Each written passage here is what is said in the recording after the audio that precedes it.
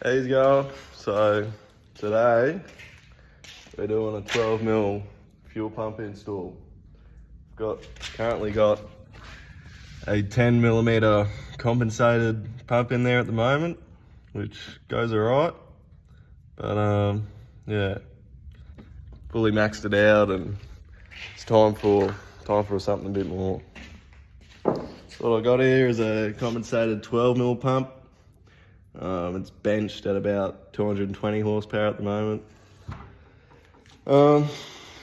Yeah, start stripping this down and put it in and see what happens. Never done a diesel pump before, but can't be too hard, so figure it out. Yep. So first things first, I've just taken off the return line, that one, and obviously the feed line, wherever that is. I think put it down there. Take off feed for the compensator if you got one. And then the drip rail return, take that off there. Then you have your fuel shut-off solenoid. If you got a 105, you'll have, well, I don't know, a late model 75, you'll have a immobilizer there with a plug. Otherwise, all the earlier models, they just have that one little stud there with a nut, just for power. And then your tacho plug that reads your RPM down there. I just want to say, don't trust me for everything I'm doing here, because I don't know if it's actually right, but it's working. Yeah, there's a lot better ways to do things, but I'm no mechanic. I'm just someone who would rather save their money and learn something and do it themselves than pay someone and still know nothing about it, you know? But yeah, if I stuff up, I'll point it out and fix it up and keep going. But yeah, hopefully all goes well. Right, so I've just taken the two locking nuts off. Actually, I'll show you on the solid pump. So, get the two holes there, that's where the two studs go through, and then there's a nut each side, and you can twist it, that's how you adjust your timing. But gotten them off, and then on the underneath, some will have it, some will don't, depending if someone's played with it before or not, but you have another support bracket underneath the pump, which you can either undo them both from there, but there's also two bolts on the block, and I'm going to try undoing them, just make it a bit easier. When you are getting that nut on the motor side of the pump, it can be a bit of a pain. But yeah, just a heap of extensions and have your ratchet somewhere about there, and yeah, you can just fit it in the back there, and you can just fit your hand in between the water neck and the pump and get the rest of the way off with that. But yeah, I'll take that bracket off and then do the lines, and the last thing will just be the actual gear itself and pushing the pump out. So yeah, nearly there. All right, take back what I said before. It actually I thought it bolted to there, but it actually has a little plate that goes off the back of your pump there, and the bolt just went through there, so that was actually easy to get through. Just get a big breaker bar up the back there. It's pretty tight, but a lot easier than taking the whole bracket off anyway. But yeah, so now that's out of the way.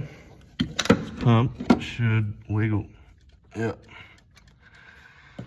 So the last thing is I'll quickly tighten that nut back up and then crack those injector lines while the pump's all in there and not moving. And then I'm gonna try and get this pump out without taking, usually you take all the lines out, you unbolt them from the pump and the injectors themselves as well. So you got all that room, but I'm not keen on doing all that. So I'm gonna try and just bend them slightly out of the way and see if I can get the pump out that way. So, yeah. So making more progress. I ended up taken off the throttle linkage there to give me a bit more room, and fuel primer, and just put it down there just so I got more space in there. But yeah, just the old 14mm pipe wrench, and another spanner on the back of it to give me a bit more leverage, and yeah, they came out pretty good. So not sure what my plan is here. You are supposed to mark the lines, but since I'm leaving them all clamped together still, I'm just gonna wing it and hope for the best. But yeah, I definitely recommend taking all the lines out and using a bit of masking tape to mark which number cylinder they're for. But yeah, we'll keep going and get the rest out and see how we go.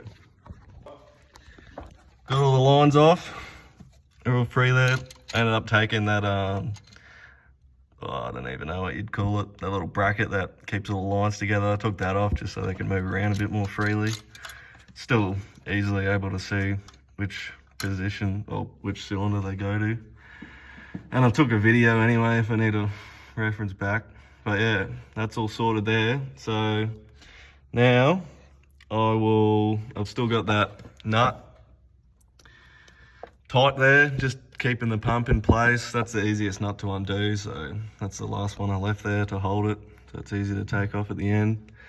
But now, move on to taking the timing belt cover off, and you'll see the pump gear, a couple bolts to take that off, and then yeah, it's just pushing the pump out with a little tool, and be time to put the big 12mm in.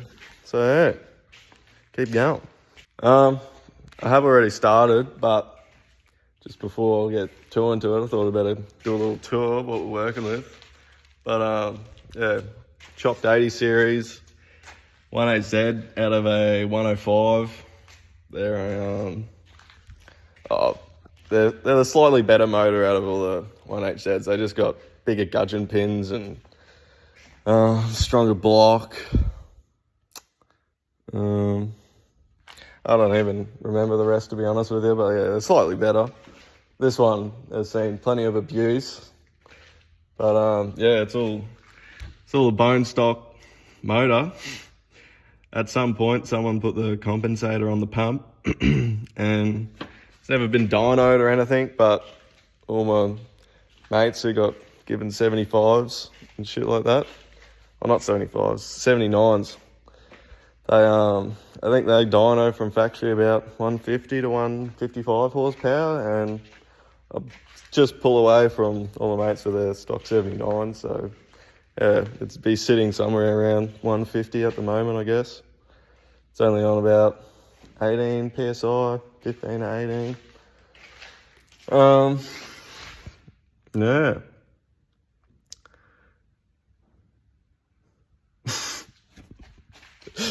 So yeah, it's got a front mount and some old ass big Garrett from the 90s or some shit, but I think that's probably the only thing keeping this motor alive still is how laggy the turbo is. It's not horrendous, but like you don't get full boost to like $3,000, and obviously being an old diesel 1.8Z, they only rev out to like 4.5, so pretty late, but yeah, saves me from smashing pistons and shit. Alright, so got the timing cover off. I think it's like 6 bolts or 7, I don't know, something like that. You'll figure it out. There's just along the side and then there's like one on the bottom or something. But yeah, you just got to take this power steering reservoir out as well, just because that hose gets in the way of pulling the cover out. You just have enough room there to pull it out. While everything's all tensioned up still with the belt on, you're going to want to get a 90mm socket and undo that nut. And I think it's 12mm to just loosen off those bolts for the actual gear down there as well. Otherwise it's going to be a pain in the ass to get those off unless you can fit an impact in there somehow. But yeah, once you loosen all those off, then make sure everything's all timed up. It'll make your life a lot easier. Everything's all lined up. take some pictures so you remember, and then yeah, you can pull your tensioner and take your belt off and take the gear off. So yeah, we'll do that. Just before I pull the belt off, I thought I'd show you guys the marks. So you'll see on the cam gear there, there's just that little notch in the top of it, and you just line that up with that notch up there in the timing case. And then this one's a bit harder to see, but on the pump gear, you'll see a little notch in the back of the gear there, as well as one just on the back of the timing cover there as well. You just want to make sure those are lined up. So it's a lot easier to put back on when you put it all back together. Just another little trick. This is your, if you got a later model HZ, it has the hydraulic belt tensioner, then listen to this. But if you get the older one with the spring, then this isn't real helpful. But anyway, with the hydraulic one, once you take it out, obviously it's going to just go shoot full length out, and you're not going to be able to compress it by hand unless you're like Dwayne the Rock Johnson or some shit. But just put it in a vise, and you'll see there's a little pinhole in the ram and then a pinhole in the housing. Put it in the vise, just wind it in until those holes line up, and then just put a bit of wire through there, and like a little grenade, once you got it all bolted back in and ready for timing to be set, then you just pull the pin and it'll shoot out, and that's your timing done. Making more progress. So got the gear off. It's 3 pieces, but there's a little dowel that aligns it all, so don't worry about which way it goes. It only goes one way. And then what you're left with is just a little stud down there from the pump. So what you need is, well, you might need it, but what my mates needed was this little tool here. It's just basically the bolts thread into those 4 holes, or any 2 of the 4 holes around that stud for the pump there. And as you screw it in, it pushes on that stud, and that'll push the pump out because it's a tapered thread, kind of like a ball joint. So it presses in there, so you need a bit of force to actually push it out. But yeah, I'll screw that in, get the pump out, and yeah, we'll go from there. Yep. Go shout him out, Ben Bates. Shout out Ben Bates, let me borrow his tool. Ben Bates. Yep. Made more progress. That's what we got. Got the belt off and the pump gear off. It comes off in 3 pieces, but there's a little dowel that goes through there, so don't worry about putting that back on. It can only go one way. Got the little pump pusher tool on there. It screws onto the threads around the pump there, and yeah, just leave that little nut on the thread of the pump on there, just in case you do mushroom the threads or anything like that. And yeah, you just start screwing in those 2 bolts, and it should just push the pump out, because it's in like a little tapered thread, kind of like a ball joint, so it might take a bit of force to actually pop it out. But yeah, we'll see how we go. Make sure before you start pushing it to undo that little locking nut there. I just started doing that and nearly forgot about that, so that was lucky. But yeah, undo that nut, otherwise, yeah, who knows what damage you'll do. So, we've got the mighty 10mm out, and it is now time to put the big 12mm in. All I had to do was, when he gave it to me, he just had the banjo bolts and copper washers there, but he didn't have the I don't even know what you'd call them, the little fittings for their feed and return anyway. But yeah, just scabbed them off my old pump, switched them over, new copper washers and the banjo bolts, and then yeah, pretty much ready to slap her in. Yeah, that's really all there is to it. He's already got a new O-ring on there for the front. Yeah, we'll start putting it in and see how we go. Right, oh shit, nearly fell off the stand. So, took me a bit to figure out how all this actually works. But anyway, we're here. So first thing you're going to be doing is when you put the pump in, you'll have the timing mark lined up with the 12 o'clock mark. And when you go to set the timing on the actual pump using the gauge, you're going to want to wind it anti-clockwise back to TDC over there. Good thing of practice, wind it back like a bit further than TDC and then wind it forward to it, just so the timing belt's tensioned, because when you reverse it, it'll loosen off on one side. You want to like have it so everything's tight going clockwise. That's how the motor runs. That's how you want everything to be set. Now, once you set it to TDC, you're gonna look at your gauge, and I don't have a breaker bar long enough to see from the top, so I'm doing it from the bottom. That's why the gauge is turned around upside down. But you're gonna pretty much wind the motor anti-clockwise and just real slowly, so you can see the gauge, and it'll get to a point where it like slows right down and then it just stops moving, and then it'll start moving the other direction. You want to get it right at that dead zone where it stops moving. Anyway, once you get to that dead zone and you see that dead zone, you can twist the top of the gauge to zero it out, to set it to 0. And from there, what you're aiming for is, well, in my case, I'm aiming for roughly 1.03, which is 1 turn on the dial gauge and like 3 extra marks on it. Yeah, obviously I doubt you're gonna get it your first go, but another good practice is to wind it forward to TDC and line it up with TDC while keeping an eye on the gauge.